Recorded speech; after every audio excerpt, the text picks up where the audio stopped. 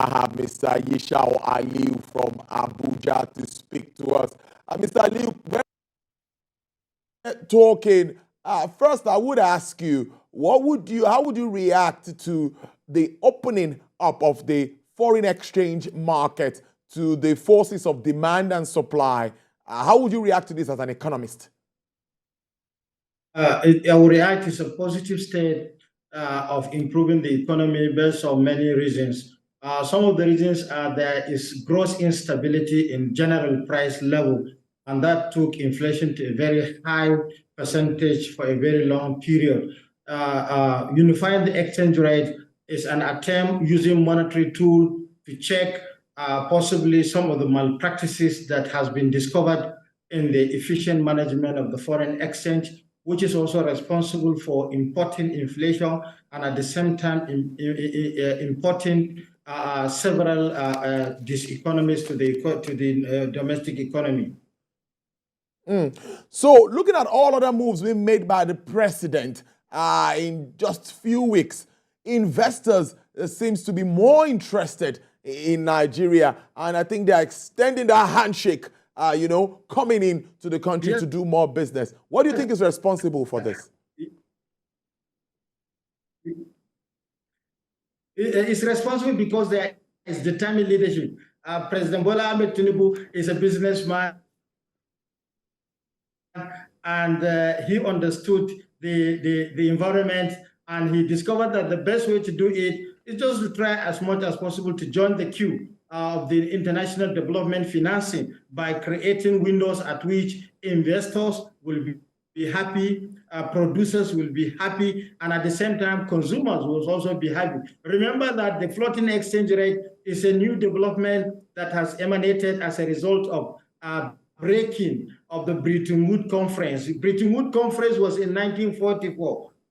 And at the same time, in trying to manage the fixed exchange rate that was prevalent, and it was prevalent at that period because some of the reasons why the Bretton Woods decided to opt for a pegged exchange rate is as a result of destroying the capacity of gold standard. And by destroying the capacity of gold standard, the model was introduced and is yielding results, and we have no option as an economy but to continue to take the option. Some African nations have also encouraged their economies to take into the queue by using the same model. Egypt is one, Burundi is second. Despite the fact that they have a lot of pitches, but it is welcome development for our economy to have the same windows for investors, for all citizens, and at the same time also to dissociate the economy from malpractices of dollarization and other diseconomies. Interesting stuff there. Let's move quickly to the meeting in Japan, at the Financial Pact meeting. We see the president also wooing investors, telling them that you need to come home, bring the money home, let's do some business. What do you expect? What the fallout of that meeting, and what message do you think Nigeria needs to send to external, of course, parties at this time? We are expecting to have more friendship because Nigeria is a good business environment with so much of opportunities. And at the same time, it is only a president of a nation that can market the economy. And it also depends on the nature of the president. If the president is an investment-oriented individual, he has better option because he has a lot of cliques, a lot of friends, a lot of people who are interested. So in my own opinion, yes, of course, we are expecting this development, but also we have to do it with so much of caution. Caution in the sense that the economy is looking for investors, but we have to define areas at which investment is to gender the growth of our GDP. That is one. Second, we have to also be more careful because some of the trading partners that we are engaging have a lot of complicated relationship in their trade barriers with other states. Let me give you an instance. China, for instance, is interested in pegging the yuan, and they are having it because they are exporting so much. And if they will allow foreign exchange to decide what exactly will determine the rate at which yuan can be used in transaction purposes, China is going to be defeated. And that is why they opted for a peg system by devaluing the yuan so that to encourage other economies to be their participant in dealing with them. But it is important at this window because all business partners are included, and we have our own proposal, and we have our domestic need, and we also have our priorities to build the economy. Now, you agree with me, Mr. Liu, that if we want to get the best of the positives in international trade, we also need to improve our exports. Now, not imports, exports. So what do you think can be done to build capacity of manufacturers in country so that we can get to be so competitive and, our goods and services should be on the shelf with international goods? What do you think?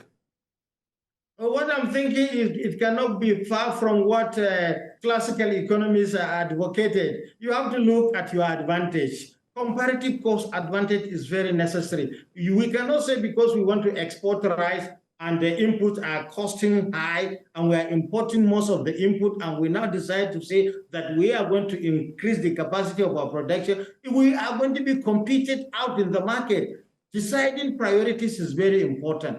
Also, understanding economic relations is also important. But when you emphasize on exporting, Nigeria is going to be net exporter of cement. And if we export cement, we are exporting cement to our neighbors in West African market. We are also extended to East Central Africa market, and we are extended to the entire continent. And we are going to have so much advantage by keeping our job and then creating new jobs and then creating new opportunities, including new revenues to government. Another advantage at which our export, I want you to understand, is the fact that today we have the largest refinery. The refining capacity of Dangote, as we discussed earlier in some of this program, is the fact that it's going to be net exporter to many nations. If you check what transpired at the commissioning of the refinery, you understand a lot of partners from Ghana, from Niger Republic, they were all present because they are expecting our export. So what we are trying to export? We export goods that we have advantage. Comparative advantage. That's one important thing. And also we have to also develop our manufacturing capacity to be changing from medium scale to a larger scale production so that we can contain not only Africa, we discover new market in Asia and continue to discover other markets. And at the same time also, we cannot just be deciding our export if we don't understand the consumers that are looking forward to what we produce. So we have to check the consumption patterns of different economies and then look at areas to which we have so much advantage and invest in it. Investing in that one, I have to call the attention of President Bola Ahmed Tinubu that the development of our special economic zones is very, very important. If we decide to invest, probably some of the proceeds that is coming out from the removal of subsidy to develop such a production zone is going to help our local economy and at the same time improve our trade relation and improve our trade capacity with the rest of the world. Interesting stuff. Mr. Yishao Ali would have to continue this discussion. I must thank you so much for your time. Despite the challenges, we're able to connect with you. Thank you so much for your time. I remain grateful. Thank you very much. And have a great weekend.